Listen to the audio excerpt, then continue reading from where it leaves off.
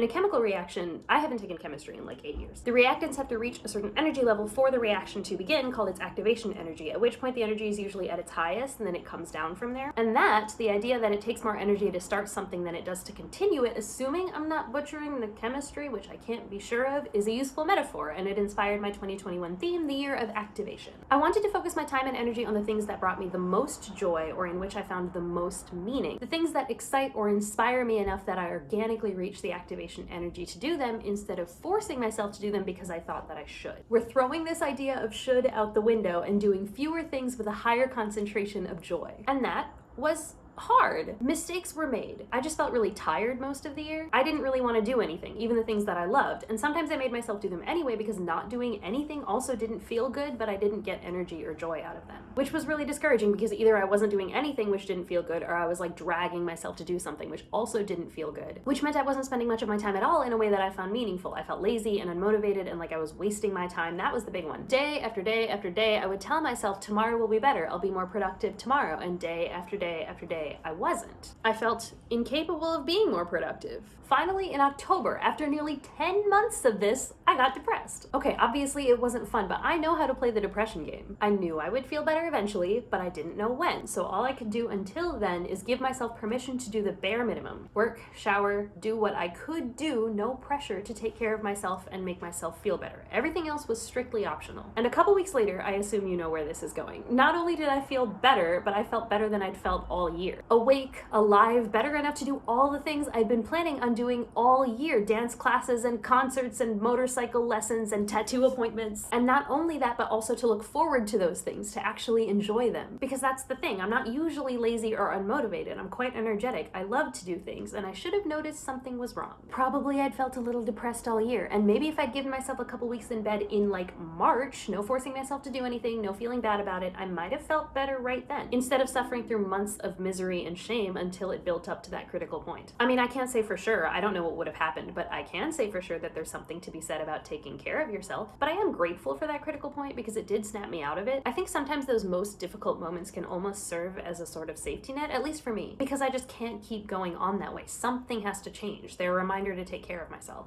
I don't know how many times in how many different ways I'm going to have to learn this same lesson of self-care. Listening to one's body. Productivity is a scam, not a virtue. I can't intellectualize everything. I can't plan everything. That was the entire concept of the year of activation, letting intrinsic motivation and not the idea of should be the reason I did things. But I thought I could just plan to do the things I knew brought me joy, and then everything would go exactly according to said joyful plan without taking into account how I was feeling in the moment. It can be hard for me to recognize those feelings as needs when I can't identify a reason for feeling that way. But there isn't always a reason. That's one of the weird things about being alive. I got there eventually, sort of. I was forced there eventually. And given the evidence, I'm sure it'll take a lot more practice for me to let go of the feeling of having to prove myself or be productive all the time or do everything. And I'll keep working on that because I have to. But I also just feel so extremely lucky that I was able to end last year and start this one on what felt like a really high note. So much of last year was so hard, and I felt like I was wasting so much time. And now I understand why, and I feel fresh and happy, and I just could not be more grateful for that. Some years are hard, and that's okay. May 2022 bring us what we need, plus a little extra.